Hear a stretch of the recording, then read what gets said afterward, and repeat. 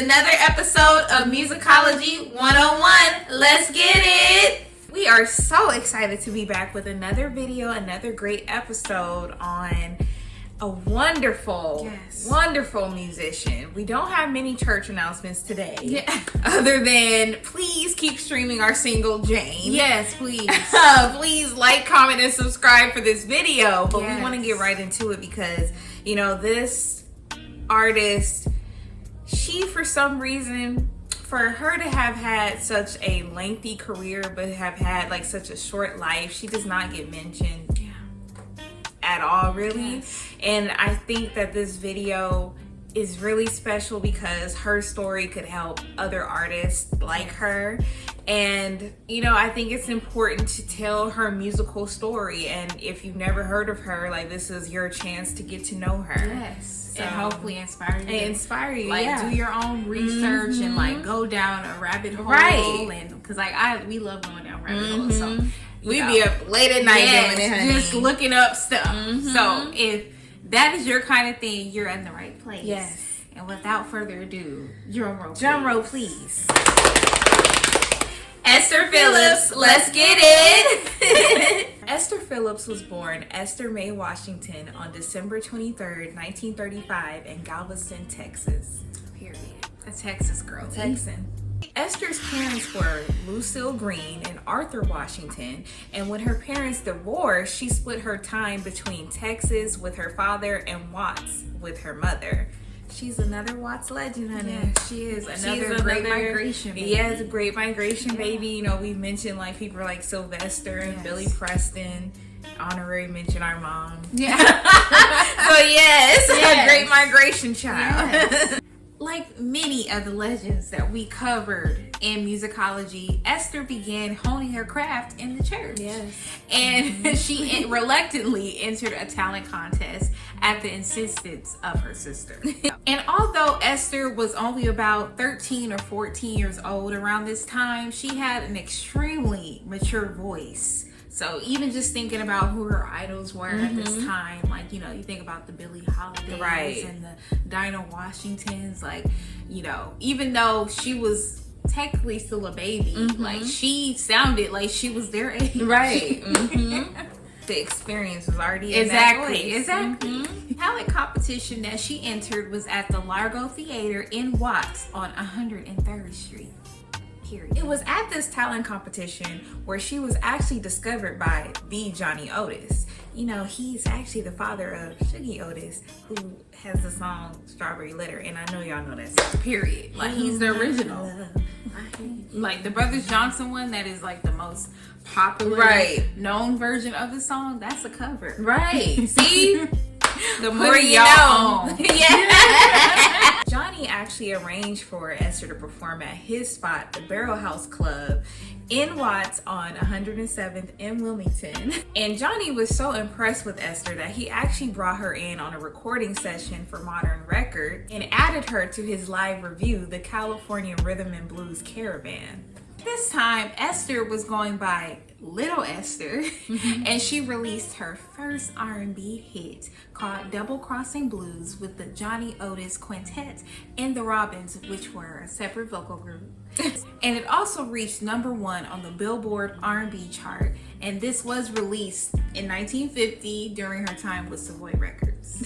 I also want to point out that, you know, over the years, through, you know how the internet can be a tricky place. Little Esther and Baby Esther are two different people. Yes. Baby Esther is who Betty Boop,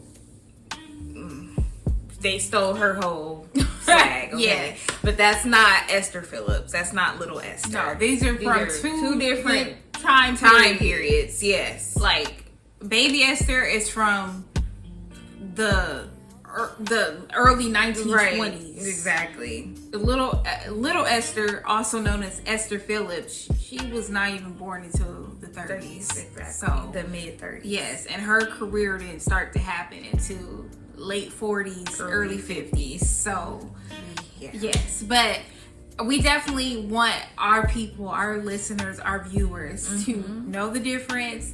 If I can find a video, I think from one of our favorite YouTubers, Miss Ashley Says So. Yeah. I will link that just so she can give you the complete breakdown For baby Esther. Yeah, for baby Esther, because I keep seeing it, even like when I log on to Facebook just to see, because I don't really use Facebook. I see people still getting it wrong and having misinformation. And one thing about it, I don't want anybody to be misinformed. And y'all know how we are about our history. Yes. So even if we get something wrong, correct us. yes, please. we will definitely try to make the corrections. But yes, just wanted Respectfully. Yes. Esther went on to score more hits during her time with Johnny Otis, one being Mistrusting Blues, which was a duet with Mel Walker, and Cupid's Boogie, both of which went on to reach #1. You know, she had a few more hits. She was going through the blues. Let's see. She had a few more bluesy songs. Deceiving Blues, Wedding Boogie, Christmas Blues, like, you know. Dang, child. She was a girl. Yeah, she was a little girl singing about the blues. And I guess that was the main topic of the songs. It had to have blues attached to it.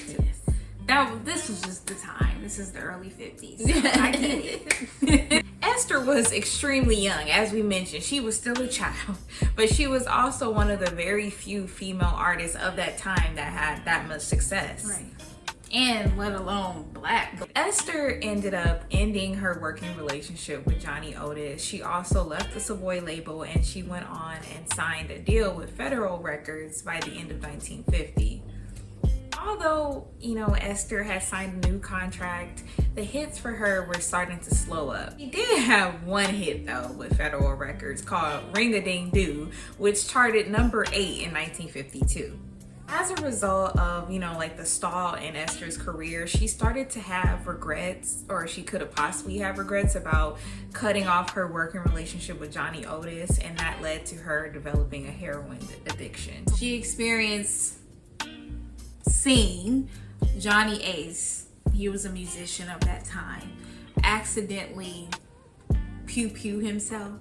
So that also put a very, just, you can't even imagine, a big strain on her. And I mean, with everything slowing down as far as music, because mentioning like she was a child star basically. So I mean, I'm sure everything that she was hoping for, it just wasn't happening. And then you're seeing like the crazy side of the industry too. So by 1954, she moved to Houston to be with her father, and she started taking gigs in small nightclubs throughout the South, and then she also started seeking treatment as well. So just taking time away from big cities, but still trying to work, but also taking time to recover at the same time. By 1962, Esther was actually discovered by Mr. Kenny Rogers, the country music legend, while performing in a nightclub in Houston. Like, how, wow. Yeah, you never know. You never know. You never know who's watching. Esther ended up actually signing a record contract through Mr. Kenny on Lenox Records because his brother Leland owned the label.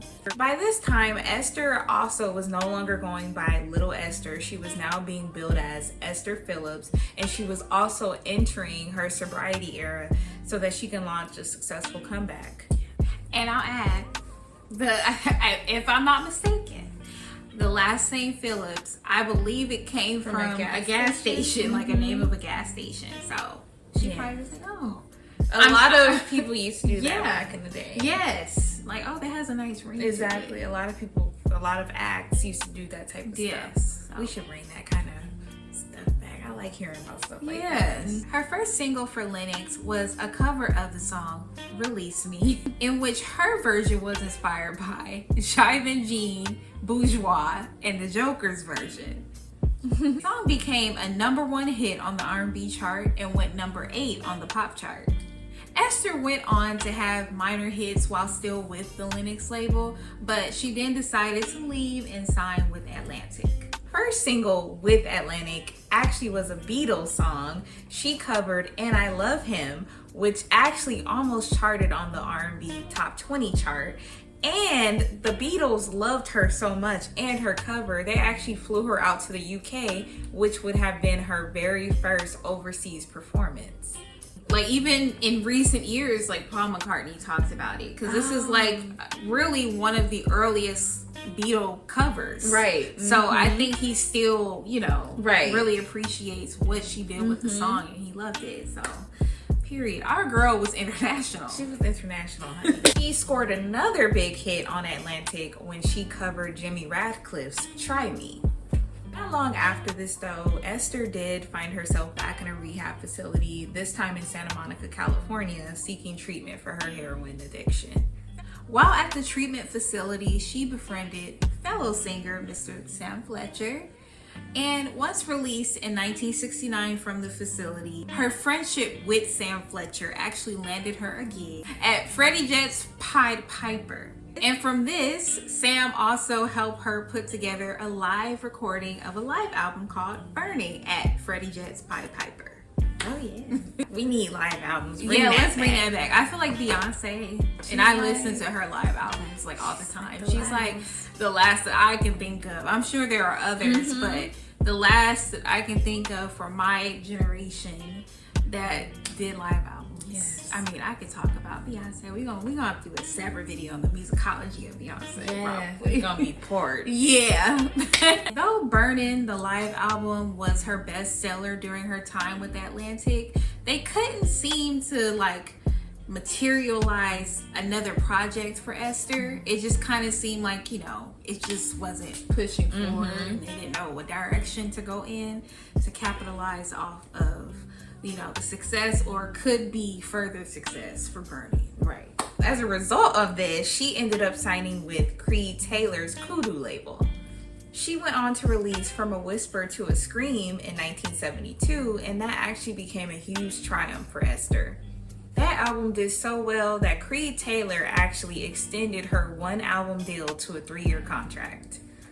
The lead single from that album was Home is Where the Hatred Is, which was actually written by the Gil Scott-Heron. We gotta do an episode on him too. Yes.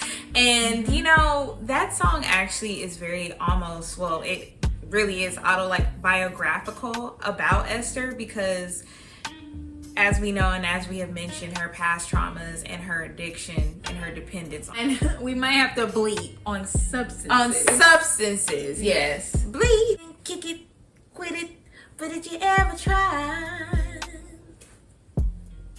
Wow. I know, like, for her, singing those lyrics really must have, like, hit home. This is what I really hate that she's not here, because I would have, because I feel like, well, not that I feel like, she really could have still been alive today. She would not have been crazy old. No.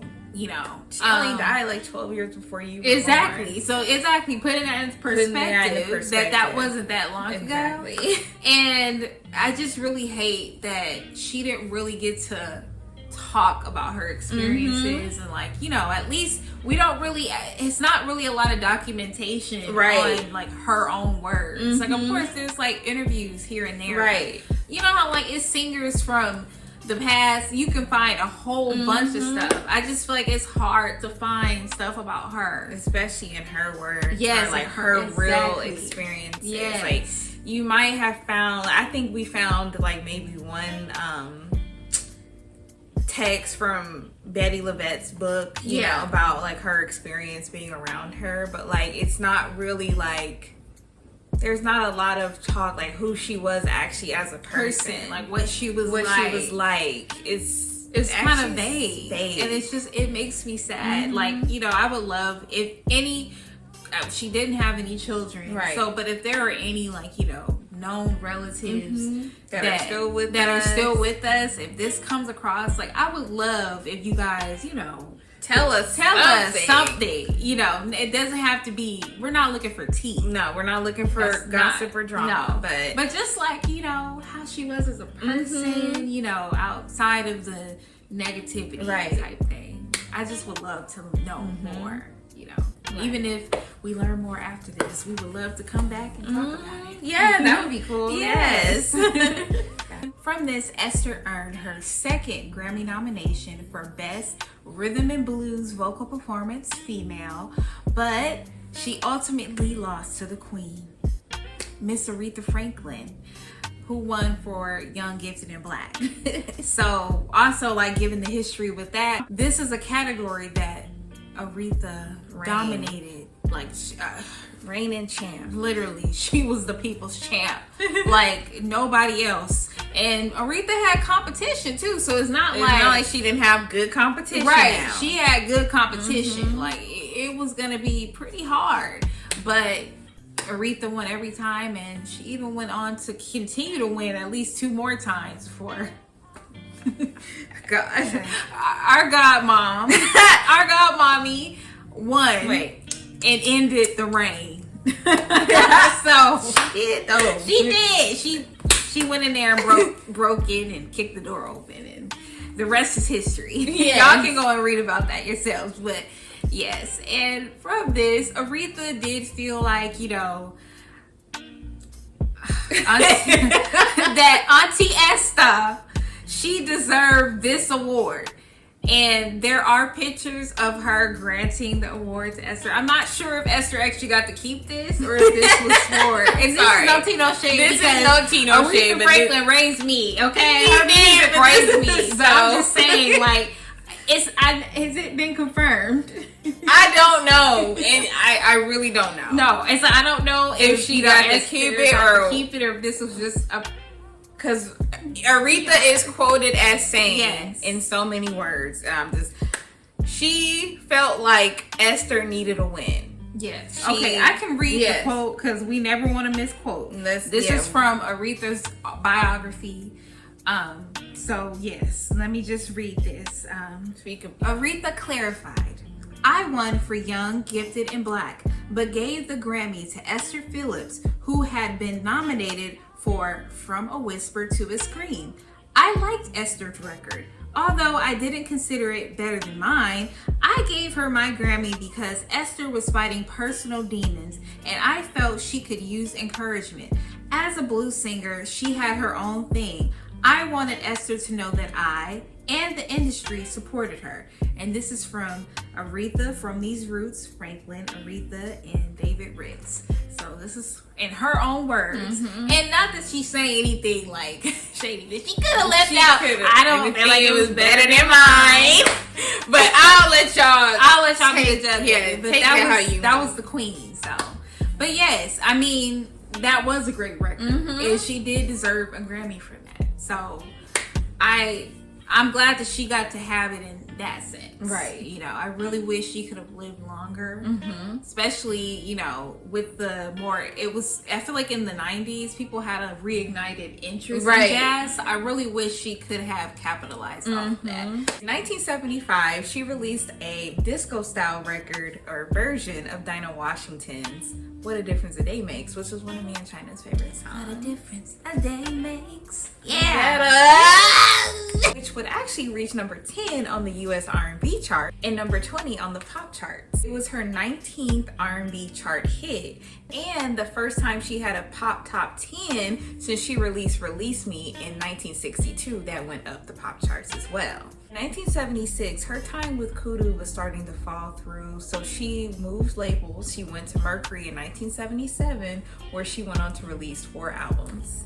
Esther continued to perform throughout the late 70s and the early 80s. She did have minor success with Mercury, but not the same success as she has seen before. And she was still heavily reliant on her substance abuse. And by 1984, she did pass away. She was only 49 years old. And actually, like, we're in August. Her anniversary was like August 7th. And we had been doing our research for this video. And we've been caught up with a lot of things. So we were trying to figure out a filming schedule. And I kept seeing, like, you know, things involving her. I don't know if it was the algorithm, but I hadn't been looking her up on specific platforms. It just will pop up for me. And I'm like, yeah, we have to make sure we are telling her story because it was almost like she was speaking. Yes, like speaking to us, like please, like. And Crystal and I are extremely spiritual and we believe in signs. So we didn't really get to even talk about one of our favorite Esther Phillips songs, which was "That's Alright with Me." That's alright, boy. That's alright. That's alright with me. That's alright. Quite alright. Ooh. That's alright. Quite alright. Ooh.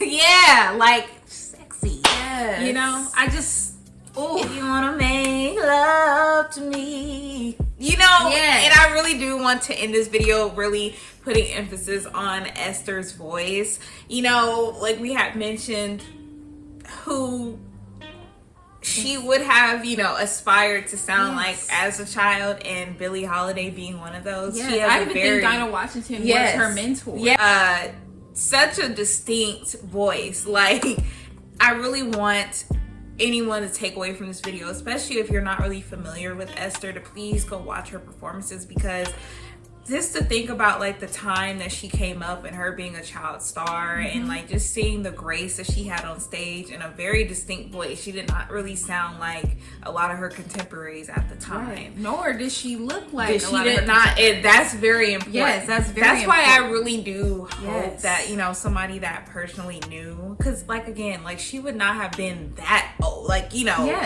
elderly at this point. Yeah, she would have been one of our elders, but there would have been a chance where she would still be alive today. So hopefully this video reaches people that, you know, personally knew her, that could give us some more insight on the type of person that she was, because I just feel like even for Chyna and I have been through a lot. You know, maybe one day we'll do a story time on that. But like, you know, her story as just being a child and all the traumas, and you know, I hate that the way that it ended for her, but she really has inspired people like us. A dark-skinned woman, with very prominent African features. Like, I want to know what that experience was like. Like, I can give a great guess, but I would love to know from somebody that actually knew her, because we never got to hear that in her words. So if you're watching this and you knew her, please just let us have her.